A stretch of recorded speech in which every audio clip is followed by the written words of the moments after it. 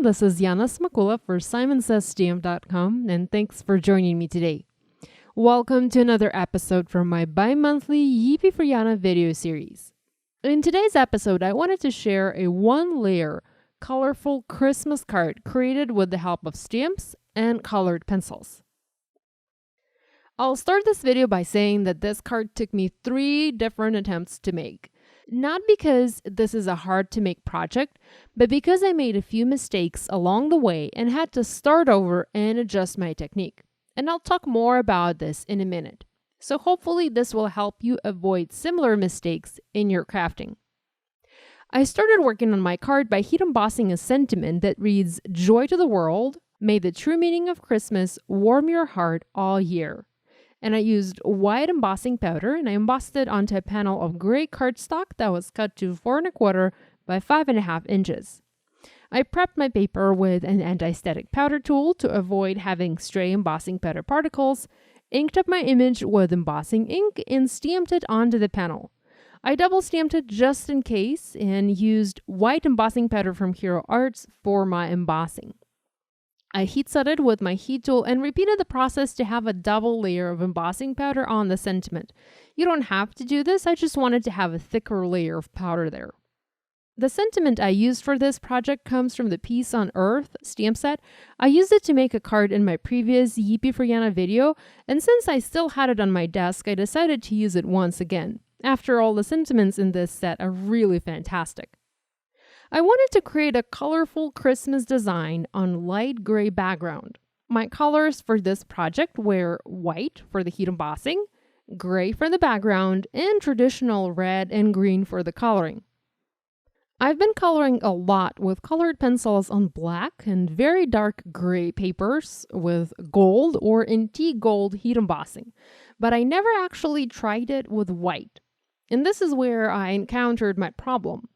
As I was coloring images, I kept accidentally going over the heat embossed line and actually coloring the line with my pencil. This probably does happen too when you color a gold heat embossed image, but it just isn't visible as much. It's visible much less. If you're very careful, you can avoid this, but not on a large background like this one. So I had to come up with another, simpler and easier solution to color my image without messing up the white heat embossing. So I decided I would do my coloring first and would heat emboss the images later. And this really did help to solve the problem. The process ended up being the following. I arranged the images I wanted to use for my background on the door of my misti stamp positioner, and you will need to use the stamp positioning tool for this technique unless you're very good at eyeballing and double stamping. I placed my background panel inside the misti. I have a misti corner here as well to help space the panel and allow the stamps to go outside the background. I closed my misti door and double checked to make sure the images I was planning to stamp did not overlap the sentiment. Next, I picked up a light color of ink. You can even use watermark embossing ink here. I used Simon's Fog ink and stamped the images onto my panel. The process from here would be the following. Color the images as if doing a no-line coloring, but make sure to stay inside the line.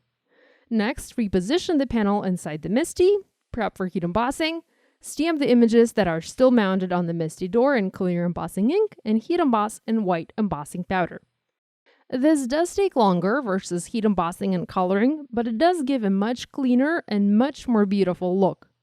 You can even do this if you find that pencils dull the color of metallic embossing powders after coloring. I think this is a great option. Plus, this will allow you to easily use highly detailed images like this poinsettia. There are a lot of dashed lines here to this image that aren't easy to color around, but if the images aren't there, you don't have to worry about them. I'm using Polychromos pencils from Faber-Castell today. You can also use Prismacolors for this.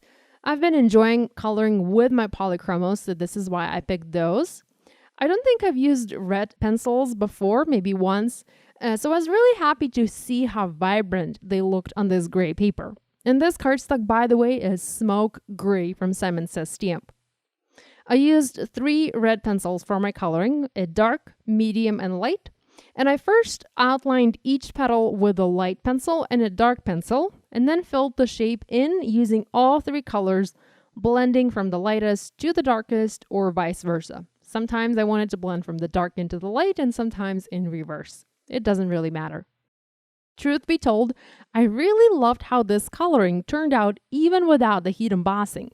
A gorgeous no-line pencil colored look, and I think I'll probably go for this look again soon, but maybe I'll use a simpler image, I don't know. And by the way, the more complex image you use, the longer it will take you to color.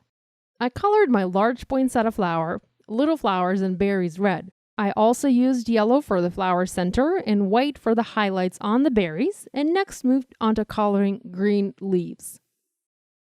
My set of Polychromos, I have a 36 set of pencils, only has one green pencil that I liked for this particular project. There are several greens, but I only liked one, meaning I couldn't find a dark, medium, and light, so I had to look at other pencils to create shading. At first, I picked a brown color and added shading using the brown pencil.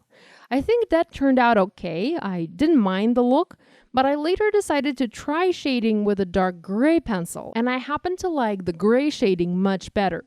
So to me, this coloring with colored pencils is like coloring with Copics. The same principles and the same techniques can be applied to both mediums. You do have to use a rather heavy hand when coloring with these pencils to have a full and solid coloring. I suggest going with a light hand to lay down the initial color, and as you blend the two colors together, go with a heavier hand. Don't color with a heavy hand right away, as you'll smooth out the tooth of the paper and your pencils won't have anything to grab onto. So you'll have a very hard time blending and laying additional color. So go with a light hand at first and a heavy hand at the end. After I finished coloring the top portion of my background, I placed it inside my misti. I used an anti-static powder tool. I inked up my images with clear embossing ink and stamped onto the panel. Because I was using a misti, I was able to easily stamp in the same spot and was able to realign these images and have a white outline exactly on top.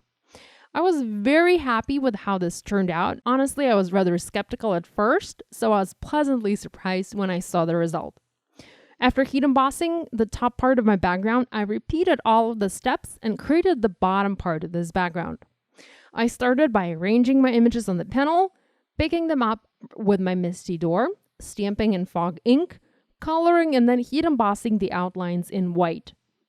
I did not align the bottom part as perfectly as I did the top one. It moved just a little bit, so I had a little bit of an offset there, but it's kind of hard to see, so I didn't feel bad about this card. I adhered my panel onto an A2 side-folding card base, and that pretty much finished my project. This is a one-layer card, so it's going to go through the mail no problem.